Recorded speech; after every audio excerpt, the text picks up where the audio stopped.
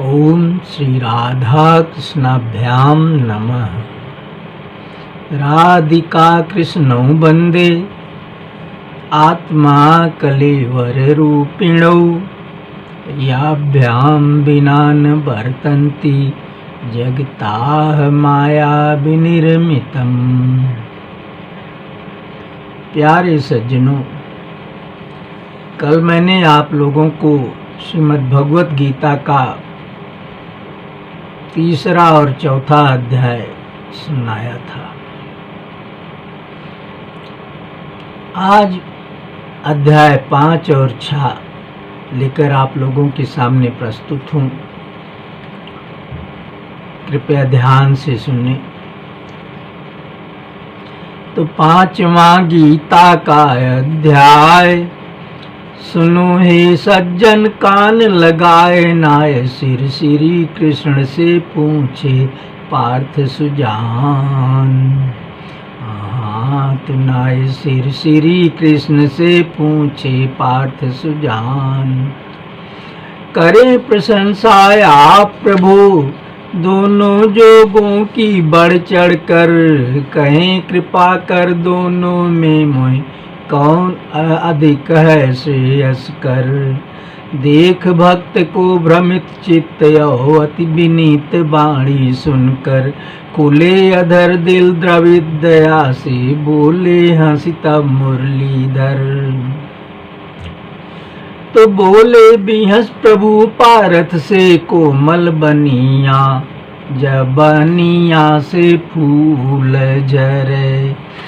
जबनिया से फूल, जबनिया से फूल, ओ जबनिया से फूल झरे। बोले बिहस प्रभु पारथ से कोमल बनिया, जबनिया से फूल झरे। कर्म योग संन्यास कर्म दोनों ही परम हितकारी हैं, और सुगम साधने में होने से कर्म जो गई भारी है।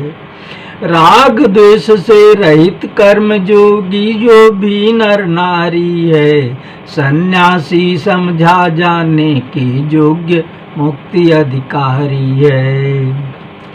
तो ज्ञान और कर्म योग को भाई मूढ़ ही कहे पृथक फलदायी, जबनिया से फूल झरे। एओ दो साध चाहे जौन फल यक ब्रह्म मिलनिया, जबनिया से फूल झरे। भगवान श्री कृष्ण कह रहे हैं कि हे अर्जुन, देखो कर्म योग और संन्यास कर्म दोनों ही मनुष्य के लिए परम हितकारी हैं, लेकिन कर्म योग की साधना आसान है, सुगम है, इसलिए इसे हम उसकी बनस्पत भारी कहेंगे या श्रेयस्कर कहेंगे। तो इस तरह से भगवान समझा रहे हैं कि जो भी, चाहे स्त्री हो चाहे पुरुष हो, वो कर्मयोगी है, कर्मयोग की साधना में रत है और राग द्वेष से रहित है, निश्चय ही वो सन्यासी समझा जाने के योग्य है।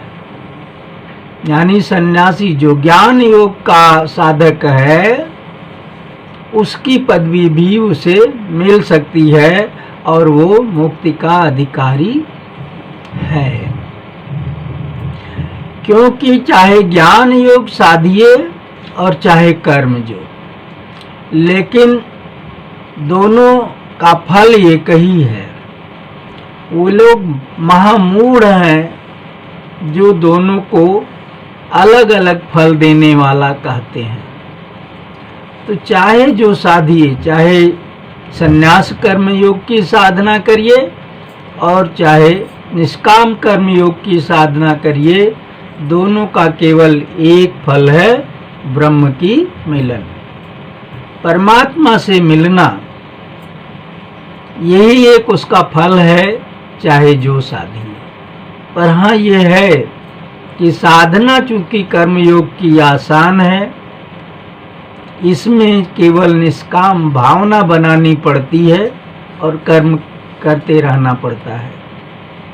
जबकि संन्यास कर्म योग में कर्तापन का भाव खोना पड़ता है, जो इसकी बनस्पति कठिन है। तो इसलिए हे अर्जुन, इन दोनों का अर्थ है आप इस तरह से समझ लीजिए। दोनों को फल रूप एक सा, देखे वही यथार्थ लखै, किंतु कर्म संन्यास प्राप्ति बिन कर्म योग के कठिन है। कर्म योगी भगवत चिंतक हे पार्थ ब्रह्म से शीघ्र मिले, जो शुद्ध हृदय मन से विजयी सबकी आत्मा निज आत्म कहे। कर्म में लिप्त नहीं वह होता, सांख्य जोगी भी जगता सोता, जबानिया से फूल झरे, करता हुआ सभी समझे ना निजी करनिया, जबानिया से फूल झरे। ए करता हुआ सभी समझे ना निजी करनिया, जबानिया से फूल झरे। तो तन इंद्रिय मन से जो हो वह सोचे उसके बारे में, बरत रही इंद्रियां सभी अपना सुधर्म संचारे में। मैं कुछ भी कर नहीं रहा हूँ अस विचार उर्धारे में, तजी आसक्ति जो कर्म करे पुण्य प्रभु अर्पित डारे में। पाप से लिप्त न हो भाई, पद्म पत्तायो जल की नाई, जबानिया से फूल झरे, करते कर्म कर्म योगी हित हृदय पवनिया, जबानिया से फूल झरे। बोले बिहस प्रभु पारथ से कोमल बनिया, जबानिया से फूल झरे। तो त्यागी कर्म फल कर्म योगी, भगवत रूपी संत शांति पाता, और फलासक्त हो कामना प्रेरित कामी नर खुद बंध जाता। सन्यासी सब कर्म त्यागी, ना कुछ करता ना करवाता, नवदार द्वारी तन गेह में स्थित हो परमात्मा को ध्याता। मनुष्य के कर्तापन ना कर्म और ना कर्म फलों का मर्म, जबानिया से फूल झरे। रचे हरिहो स्वभाव बस किंतु सभी करनिया, जबानिया से फूल झरे। तो करे ग्रहण ना ब्रह्म किसी के पाप कर्म या शुभ कर्मा, ज्ञान ढकाया ज्ञान से सहित मोह रहा सब नर धर्मा। किंतु ब्रह्म के तत्व ज्ञान से नष्ट हुआ जिनका भरमा, रवि हुए ते नितिन ज्ञान प्रकाशित कर दे हरि के सब मर्मा।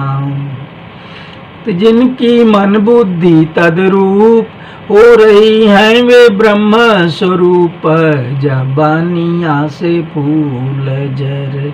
अस निष्पाप नरन को नाही जन्म मरनिया, जनमी का जबानिया से फूल झरे। बोले बिहस प्रभु पारथ से कोमल बनिया, जबानिया से फूल झरे। समदर्शी वे ब्राह्मण कुत्ता चांडाल अरुहाती में, संभावी वे सकल विश्व अपनी इस जिंदगी में जीते। प्रभुचों की निर्दोष और सम इससे वे उनमें बरते, सुखी दुखी ना प्रिय अप्रिय पा वे स्थित नित श्री हरि में। बाह्य विषयों में राग रहित, अनुभव करें स्वात्मातीत। जबानिया से फूल झरे, सच्चिदानंद अनुपम अभिकारी अवदनिया। जबानिया से फूल झरे, बोले बिहस प्रभु पारत से कोमल बनिया। जबानिया से फूल झरे, इंद्रिय विषय संयोग जनित सब भोग भासते सुख से तू। विषयी पुरुषों को यद्यपि पर वे हैं दुख के ही हेतु। आदि अंत युत वे अनित्य, उन लिप्त नहीं बुध सुन ले तू। काम क्रोध संवेग झेल ले, इस तन से जो नर के तू। पुरुष है वही सुखी और जोगी, ब्रह्म सुख अंतर्गत जो भोगी। जबानिया से फूल झरे, पावे शांत ब्रह्म जो को मन विजयी सो प्रणिया। जबानिया से फूल झरे, ए पावे शांत ब्रह्म को मन विजयी सो प्रणिया। जबानिया से फूल झरे, सभी ओर हरि व्याप्त उसे जो काम क्रोध च्युत मन विजयी। बिकुट बीच दृग दृष्टि जमावे, बाह्य विषय बाहर तजई। प्राण पान वायु को सम कर, इंद्रिय मन और बुद्धि जई। मुक्त सदा सो मोक्ष परायण, मुनि इच्छा भय क्रोध छई। मेरा भक्त मुझे हे पारथ, सभी का सुहृद जान बिन स्वार्थ। जबानिया से फूल झरे, पावे परम शांति वो राधे श्याम शरणिया। जबानिया से फूल झरे, बोले बिहस पर प्रभु पारथ से कोमल बनिया। जबानिया से फूल झरे, तो नाय सिर सिर से कृष्ण देव से पूछे पार्थ सुजान। राधे श्याम शरण में भाई, भगवत गीता गाय सुनाई। कर्म संन्यास योग 5वां अध्याय बखान। इस प्रकार से प्यारे सज्जनों, ये 5वां अध्याय श्रीमद् भगवत गीता का समाप्त हुआ। अब लीजिए 6वां अध्याय सुनिए। तो होकर द्रविड दया से भारी, रखे उपदेश श्री हरि जारी। श्रीमद् भगवत गीता का 6वां अध्याय। तो श्रीमद् भगवत गीता का 6वां अध्याय। तो यारो सुनो ध्यान से आगे कह कहानियाँ, माधव कै मधुरी बनिया सही। अरे माधव कै मधुरी बनिया, माधव कै मधुरी बनिया, माधव कै मधुरी बनिया सही। यारो सुना ध्यान से आगे कै कहानियाँ, माधव कै मधुरी बनिया सही। कर्म करे बिन फल इच्छा, जो जोगी है सन्यासी है। मात्र क्रिया अग्नि तजे ना, जोगी ना सन्यासी है। समुझ योग ही पार्थ उसे, सन्यास जिसे जन भासी है। क्योंकि जोगी नहीं सुजो संकल्पों का अभिलाषी है। जोगारूढ़ उनकी इच्छा, वाले मननशील नर बच्छा। माधव कै मधुरी बनिया सही, उनके हेतु उनके लिए हेतु होती निष्काम करनिया। माधव कै मधुरी बनिया सही, उनके लिए हेतु होती निष्काम करनिया। माधव कै मधुरी बनिया सही। यारो सुना ध्यान से आगे कह कहानियाँ, माधव कै मधुरी बनिया सही। तो जोगारूढ़ भये जोगी में हानि सभी संकल्पों की कहलाती है हेतु वही उनके उसके कल्याण वही तो की। जौन काल में अनासक्ति हो भोगों और कर्मों की, जोगारूढ़ पुरुष हो उसमें विरत गए संकल्पों की। तो करे खुद को खुद ही भव पार, न डाले अधोगति की धार, माधव के मधुरी बनिया सही। जोगारूढ़ पुरुष हो उसमें भी हाँ तो होते नर खुद ही निज मित्र व शत्रु परनिया, माधव के मधुरी बनी सही। होते नर खुद ही निज मत मित्र व शत्रु परनिया, माधव के मधुरी बनिया सही। यारो सुना ध्यान से आगे कह कहानियाँ, माधव के मधुरी बनिया सही। तो तन इंद्रिय मन की विजयी जीवात्मा अपने साथी है, जीत सकी जो नहीं ने वह निज बैरी कहलाती है। सुख दुख मान अपमान आदि में जो सम शांति रहाती है, वह स्वाधीन हृदय अपने में सम्यक सी हर पाती है।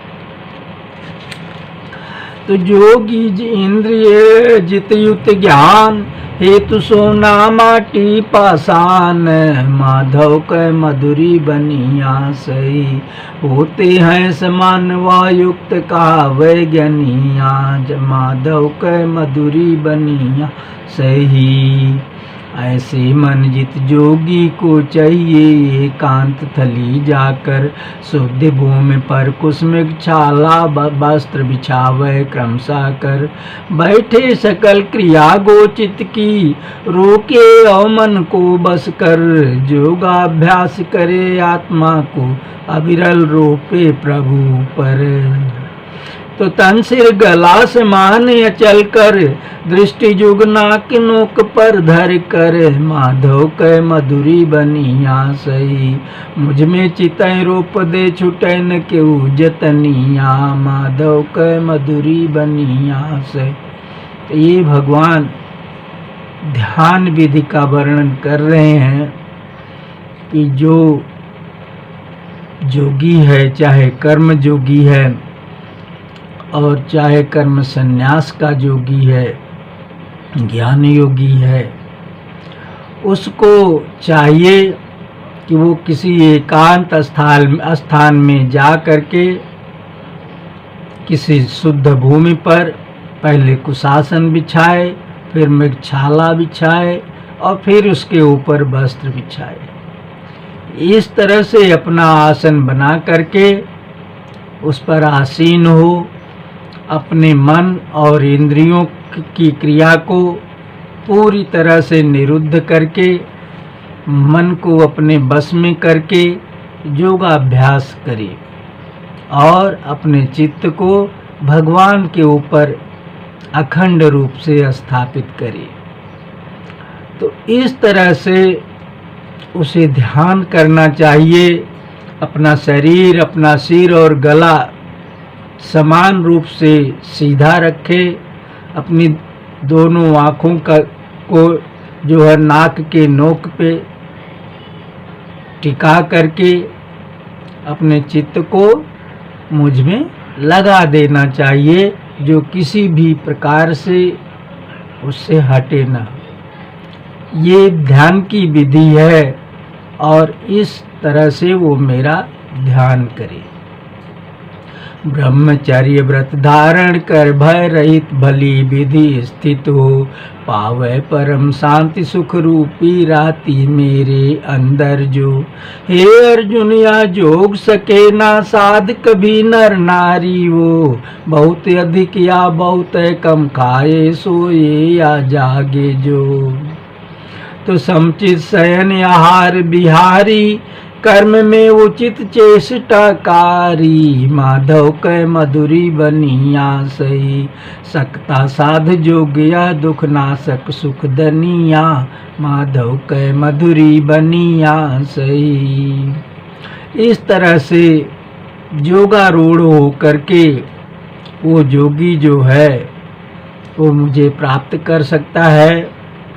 ये योग जो है दुख का नाश करने वाला और सुखदायक होता है। इसमें ब्रह्मचर्य व्रत का धारण करके और सभी प्रकार के भयों से रहित होकर स्थित होना पड़ता है। हे अर्जुन, जो भी नर नारी इस तरह से योगारूढ़ नहीं हो सकता, उसके कुछ कारण हो सकते हैं और विशेष रूप से उसका बहुत अधिक खाना, बहुत अधिक सोना या बहुत अधिक जगना ये उसका कारण हो सकता है। तो जो इस तरह से योगारूढ़ होना चाहे उसे ना अधिक खाना चाहिए, न बहुत कम खाना चाहिए और ना ही जो है कम या अधिक सोना या जगना चाहिए। उसका शयन, उसका आहार विहार सब समुचित होना चाहिए और कर्म में चेष्टा उसकी पूरी तरह से उचित होनी चाहिए। फिर आगे भगवान बता रहे हैं कि वायु शून्य थल में दीपक सा जोगी का चित स्थिर रहता, योगाभ्यास निरुद्ध चित्त उपराम स्वयं ही जब बनता, पूर्ण तुष्ट जब ब्रह्मलीन हो परमानंद अनुभव करता, विकट आपदा में भी चित जब प्रभु से रंच नहीं टरता, भव संजोग से रहित अवस्था जब नर प्रभु प्राप्ति की ही चाहता, माधव कै मधुरी बनिया सही, जानना उचित पार्थ होती सो जोग जतनिया, माधव कै मधुरी बनिया सही। इस जोग को कैसे किया जाता है, इसकी जतन जानना बहुत ही उसे जरूरी है। करे जोगिया बिन मुक्ताए, धैर्य धारी साहस दृढ़ता, रोकी इंद्रियों को सब विध से, त्याग कामना और इच्छा, धैर्य बुद्धि से प्रभु में स्थित होने और चिंतन करता, क्रम क्रम से अब अभ्यास करे जब लौं उपराम नहीं बनता, चंचल मन इति उत जब भागे तो पकड़ला प्रभु चरण में नाधे, माधव कै मधुरी बनिया सही, होती दत्त चित्त चिंतक की प्रभु मिलनिया, माधव कै मधुरी बनिया सही। इस तरह से योगाभ्यास करते समय अगर उसका चंचल मन इधर उधर भागने की कोशिश करे तो उसे वहां से पकड़ के ला करके फिर से भगवान के चरण में निरुद्ध कर देना चाहिए, नाद देना चाहिए। तो सर्वव्याप्त प्रभु स्थित जोगी समदर्शी हो, आत्मा को देखे सब भूतों में स्थित, पुनः उसमें सब भूतों को, जो मुझ में सब भूतों को और भूतों को मुझ में झांको, हे अर्जुन मैं कभी नहीं अदृश्य तौन पुण्यात्मा को, बरतता हुआ सभी विधि भाई, बरतता मुझ में ही वह आई, माधव कै मधुरी बनिया सही, बोले पार्थ जोरी कर तब गए प्रभु चरनिया, माधव कै मधुरी बनिया सही। तो भगवान जब ये उपदेश दे रहे हैं कि हे अर्जुन, योगारूढ़ मनुष्य को अपने मन को हर तरह से नियंत्रित करके मुझ में ही निरुद्ध करना चाहिए, मुझ पर ही आरोपित करना चाहिए। यदि वो ऐसा करने में समर्थ और सक्षम हो गया तो मैं उसके लिए कभी भी अदृश्य नहीं रहता, हमेशा उसकी आंखों के आगे रहता हूँ और उसकी मुझसे अखंड मिलन हो जाती है। तब भगवान से हाथ जोड़ करके अर्जुन ने प्रश्न किया, कहा उनसे कि होता प्रभु प्रमंथन प्रकृति वाला मन हुआ, निहायत बलवन हुआ सही। अर्जुन कह रहे हैं कि हे स्वामी, ये जो मन है ना, ये प्रमंथन प्रकृति वाला है, मथ डालता है और ये बहुत बली होता है। इसको नियंत्रित करना बड़ा ही कठिन है। तो वही वो कह रहे हैं कि होता प्रभु प्रमंथन प्रकृति वाला मनवा, निहायत बलवनवा सही।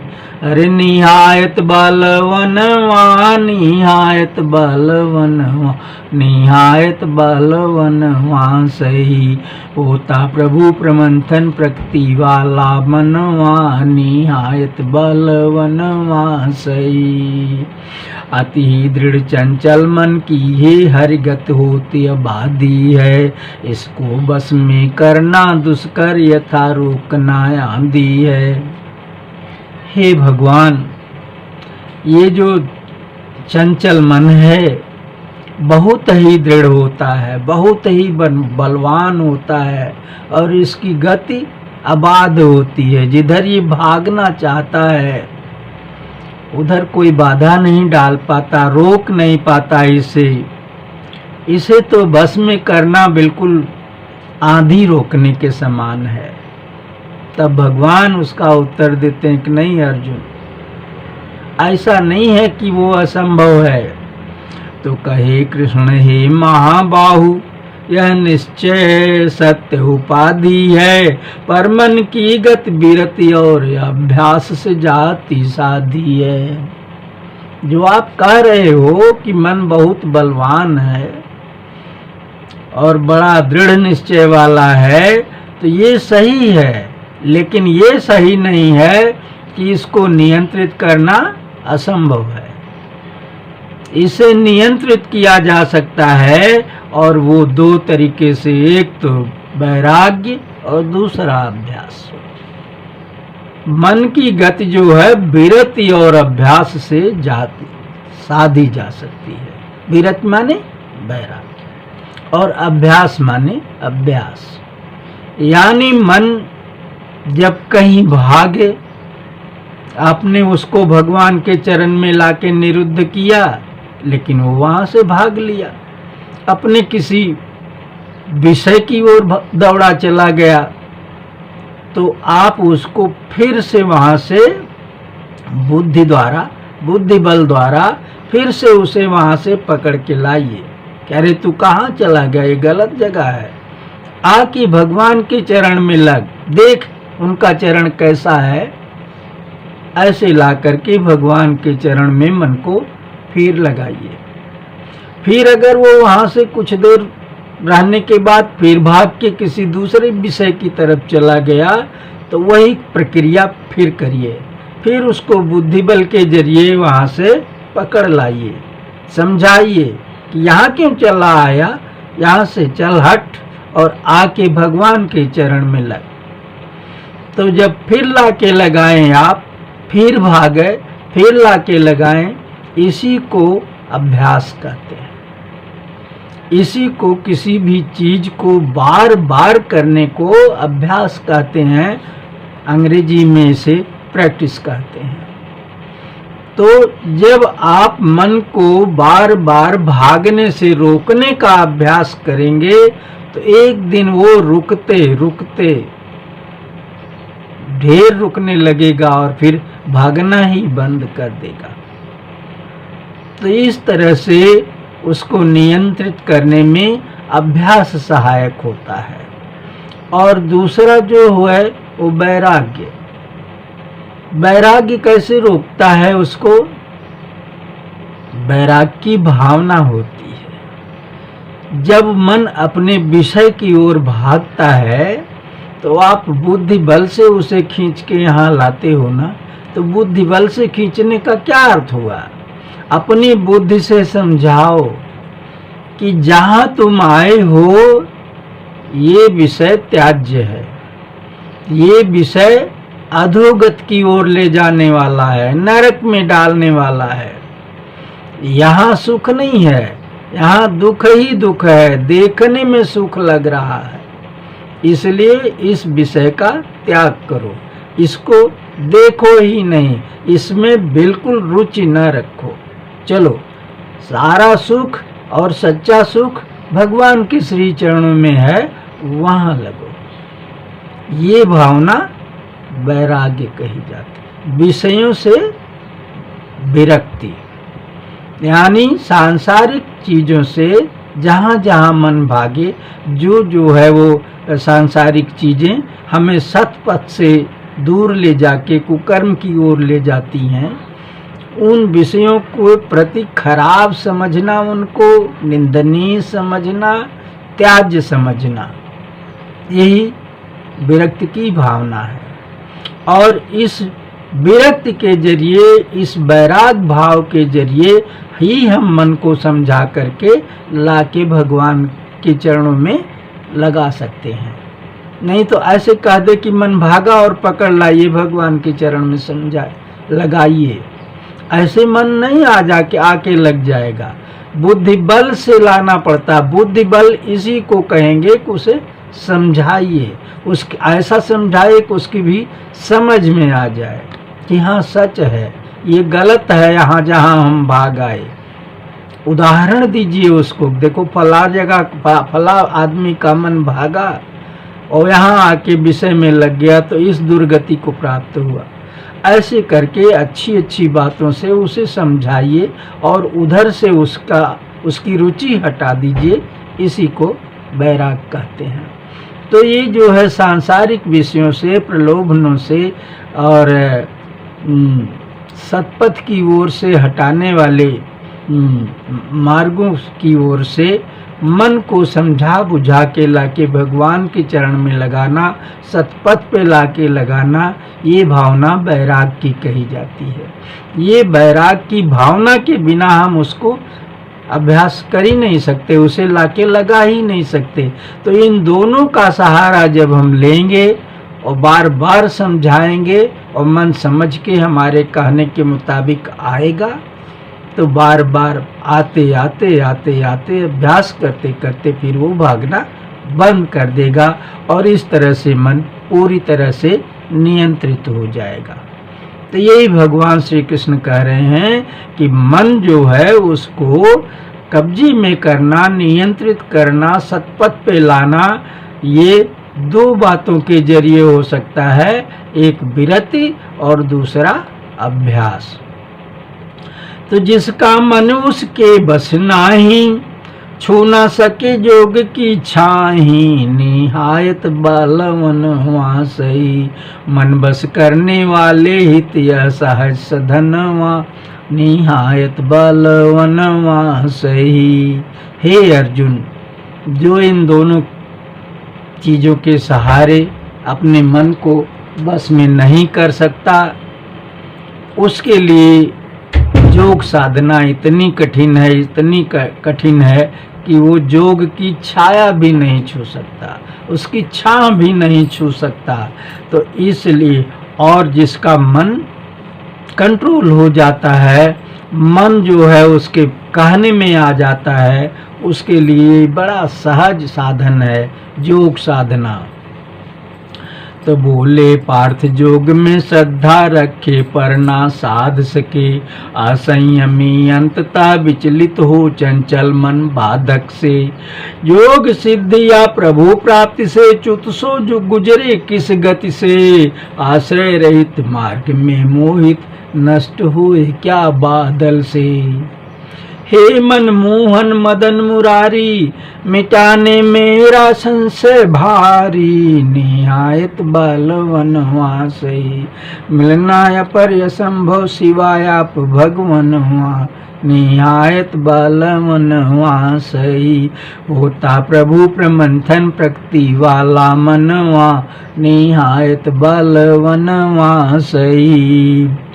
अर्जुन ने फिर प्रश्न किया कि हे भगवान, हे मनमोहन मदन मुरारी, मेरे संशय को दूर करने में, इसे मिटाने में जितना आप समर्थ हैं उतना कोई नहीं समर्थ है। आपके सिवा कोई दूसरा मेरे संशय को मिटाने में समर्थ ही नहीं है। और मेरे संशय बड़े विचित्र विचित्र और बहुत बड़े हैं, कठिन हैं। इसलिए अब एक संशय ये भी है प्रभु, मैं पूछता हूँ कि जो योग साधना में रुचि तो रखता, श्रद्धा रखता है और योग साधना में लग भी जाए, लेकिन वो किसी कारण से उसे साध न सके, क्योंकि असंयमी अंततः विचलित हो चंचल मन बाधक से। माना वो संयम को पूरी तरह से निभा नहीं सका और उसका चंचल मन जो योग का बाधक है वो उसे जो है साधना से विचलित कर ले गया, हटा ले गया। तो योग सिद्धि या प्रभु प्राप्ति से च्युत सो गुजरे किस गति से। अब वो जो योगी है, जो ऐसी साधना करने के लिए शुरुआत किया था, वहां से अपने स्थान से गिर गया, तो वो किस गति को प्राप्त होता है। अब वो प्रभु प्राप्ति तो नहीं कर सकता, आपसे उसका मिलन नहीं हो सकता, योग सिद्धि उसको नहीं मिल सकती, तो कृपया ये बताइए उसे फिर कौन सी गति मिलेगी। आश्रय रहित मार्ग में मोहित नष्ट हुए क्या बादल से। क्या वो जो है उस बादल की तरह नष्ट हो जाएगा जो हवा के झोंके से एक जगह स्थिर नहीं रह सकता और फट के फिर तितर बितर हो जाता है। वैसा ही वो योग साधक जो है इस तरह से चंचल मन की बाधक मतलब विघ्न डालने से योग से गिर गया है, पथभ्रष्ट हो गया है, तो क्या वो उसी बादल की तरह छितर बितर जाएगा, किसी भी गति को प्राप्त नहीं होगा या बहुत बड़ी कुगति को प्राप्त होगा। क्या होगा प्रभु उसका जो है हश्र। ये भगवान श्री कृष्ण से अर्जुन पूछ रहे हैं। तो भगवान ने जवाब दिया, किसी भगवान कहे हे प्यारे, नाश न हो उस प्राणी का, लोक नहीं पर लोक में क्योंकि आत्मोद्धार हेतु निका। कर्म करे जो वह कदापि मुँह देख सके ना कुगति का, और योग भ्रष्ट व स्वर्ग आदि उत्तम लोकों को ही पाता। रहकर वहाँ बहुत दिन भाई, जन्म ले सी मानु घर आई, निहायत बलवन वहाँ सही, अथवा जन्म लेत घर जोगी संयुत ज्ञानवा, निहायत बलवन वहाँ सही, होता प्रभु प्रमंथन प्रकृति वाला मनवा, निहायत बलवन वहाँ सही। भगवान ने अर्जुन को उत्तर दिया कि हे प्यारे सखा, ये जो योग साधना है ना, इसमें लगा हुआ व्यक्ति आत्मा उद्धार के लिए जो उपाय करता है, उसको जो है किसी भी तरह से कुगति नहीं मिलती, दुर्गत का भागी वो नहीं हो सकता। वो जो है उसका कभी भी ये किया हुआ कर्म नाश नहीं हो सकता। जैसा कि मैं आगे आप लोगों को पीछे बता चुका हूँ कि कर्म योग में आरंभ का नाश नहीं होता।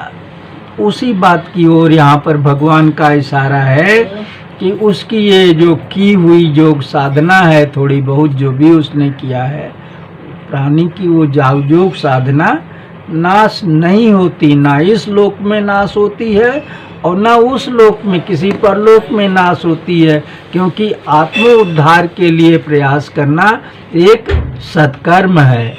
और जो ये कर्म करता है आत्म उद्धार वाला, वो कभी भी कुगति को, खराब गति को प्राप्त नहीं होता। वो योग भ्रष्ट जो व्यक्ति है, जो नहीं योग साधना पूरी कर सका, वो शरीर त्यागने के बाद स्वर्ग आदि उत्तम लोकों में जाता है। तो जमराजपुरी नहीं जाता, वहाँ उसे स्वर्ग मिलेगा या उससे भी अच्छा कोई लोक मिलेगा। वहाँ जाकर के बहुत समय तक वो अपना आनंद के साथ समय बिताएगा और फिर लौट के वो जन्म लेगा मृत्यु लोक में। तो जन्म उसका जो है किसी श्रीमान के यहाँ होगा। श्रीमान माने धन दौलत, वैभव संपन्न और हर तरह से जिसके घर में श्री हो, सुंदरता हो, बुरे विचार वाला ना हो, और जो है पुत्र पौत्रादि से जो है रिक्त ना हो, उसका जो है वो खानदान खराब ना हो, उसके जो है वो आचरण खराब ना हो, वो कोई अच्छे वर्ण का हो, ये सब चीज़ें श्री होती हैं। तो इन श्रीयों को धारण करने वाले लोग श्रीमान कहे जाते हैं। तो श्री किसी श्रीमान के घर में उसका जन्म होएगा, या फिर वो जो है किसी जोगी के घर में जन्म होगा, किसी साधु सन्यासी जोगी ज्ञानवान व्यक्ति के घर में जन्म पाएगा। और तब क्या होगा कि पूर्व जन्म के संस्कार संबुद्धि योग का फिर पाता, उसका संस्कार जो पिछले जन्म का है वो उसे यहाँ पर भी प्राप्त हो जाता है। वो संबुद्धि योग जो साधना कर रहा था, समत्व बुद्धि योग का, या जो जिसको कहते हैं कर्म योग का, वो संस्कार उसके साथ साथ इस जन्म में भी आता है। और वो ले जा करके जितनी यात्रा वो पिछले जन्म में कर चुका है, जितना आरंभ कर चुका है, उसके बाद पर उसके अंत पर ले जाके बैठा देता है। उसके आगे उसे साधना करनी पड़ती है, आरंभ से नहीं होती, आरंभ का उसका नाश नहीं हुआ रहता है। तो वही भगवान कह रहे हैं कि पूर्व जन्म के संस्कार संबुद्धि योग का फिर पाता, और जिससे पहले से भी बढ़कर प्रभु प्राप्ति में लग जाता, और पराधीनता से मानो की लांग करे प्रभु से नाता, पूर्व संस्कारों के बलियों इसी जन्म में तर जाता। वो जो है श्रीमान के घर में अगर जन्म लिया है तो श्रीमान लोग उसको अपने कुल खानदान के अनुसार कर्म करने में लगाना चाहेंगे, पर वो उसमें नहीं लगता। वो उसको लांघ करके भगवान की प्राप्ति वाले कर्म में लग जाएगा, और वही अपने जो है पूर्व संस्कार के बल ही वो दृढ़ता पूर्वक उसमें लगेगा। उसको लाख समझाइए कोई दूसरी चीज तो उसकी समझ में नहीं आएगी, और जो वो पिछली जन्म में छोड़ आया है वही उसकी समझ में आएगी, वहीं से वो शुरू करेगा, और फिर अपने इस जन्म में वो तर जाता, वो भगवान को पा जाता है। इसके लिए उदाहरण महर्षि जड़ भरत का है। महर्षि भरत जो है वो बहुत बड़े तपस्वी और साधक पुरुष थे, लेकिन मरते समय वो एक हिरण के बच्चे के मोह में पड़ करके उसी के ध्यान में लगे रहे, और जब मरे तो उनको फिर से हिरण की जोनी में जन्म लेना पड़ा। वो मुक्त नहीं हुए, पर उनका पिछला ज्ञान नहीं गया। वो पशु हुए, फिर भी उनकी चेतना पिछली वाली बनी रही, और वो बहुत ही जो है पछताए, सोचते रहे कि ये हमने क्या कर दिया, कहाँ हम भगवान को पाने के लिए योग साधना कर रहे थे, कहाँ हम जो है मरते दम पर इस हिरण के मोह में फंस के इसका चिंतन किए और हिरण हो गए। तो ऐसा सोच करके फिर वो बहुत दुखी रहते थे। वो हिरण होकर के भी चरते फिरते नहीं थे, कुछ दूसरा नहीं, उधर उसका मन कहीं नहीं लगता था, और कुछ ही दिन में वो सूख के फिर मर गए, और वो शरीर उनकी छूट गई। अब की उनका संस्कार क्या था? फिर से भगवान को पाने वाली प्रबल इच्छा जो थी, इस जोनि में भी उनको जो है वो संस्कारित कर दी, और आगे जा कर के वो ब्राह्मण के घर में जन्म पाए। ब्राह्मण के घर में जब जन्म पाए, और पिछले दोनों जन्मों की चेतना उनके दिमाग में बनी रही शुद्धि, तो वो जो है मन ही मन भगवान को पाने में लग गए। उनके बाप जो है उन्हें वेद पढ़ाना चाहते थे, और जो पंडिताई पढ़ाना चाहते थे, शास्त्र पढ़ाना, वो कुछ नहीं पढ़ते थे, बस केवल भगवत चिंतन करते थे, बोलते चालते भी नहीं थे, एकदम मूक बधिर जैसे रहते थे। जो चाहता था उनसे काम अढ़ा देता था तो उसका काम कर देते थे। पर समय अपना गंवाते नहीं थे इधर उधर। और जड़ भरत जी की कहानी अगर आप जानते हैं तो बड़ी विचित्र है। और फिर वो इस तरह से भगवान को साधते साधते उसी जन्म में तर गए, भगवत प्राप्ति को प्राप्त हो गए। तो वही भगवान कह रहे हैं कि योग का साधक अगर बीच में जो है वो पथभ्रष्ट हो जाता है या अपनी स्थिति से गिर जाता है तो अगला जन्म उसको श्रीमान के यहाँ या फिर किसी जोगी और ज्ञानी पुरुष के यहाँ होता है, और उसका संस्कार ले जा करके उस जन्म में फिर उसको वहीं बैठा देता है और वहाँ से आगे साधना करते करते वो तर जाता है। पर ये बेकार नहीं जाती, ये साधना जो है जो थोड़ी बहुत बीच में छूट गई है करने से, वो बेकार नहीं जाती अर्जुन। इसलिए आप ये ना सोचो कि वो बादल की तरह छितर बितर हो जाता है। तो तपस्वी शास्त्री और से काम कर्मियों से जोगी बर धाम, माधव के मधुरी बनिया सही, पार्थ तू जोगी बन जा और कर मेरी भजनिया, माधव के मधुरी बनिया सही। यादव सुना ध्यान से आगे के कहानिया, माधव के मधुरी बनिया सही। तो श्रीमद् भगवत गीता का 6वां अध्याय राधे श्याम शरण में आई, राधे श्याम शरण का गाई, 6वां ये आत्मा संयम योग नाम अध्याय। जय श्री राधे।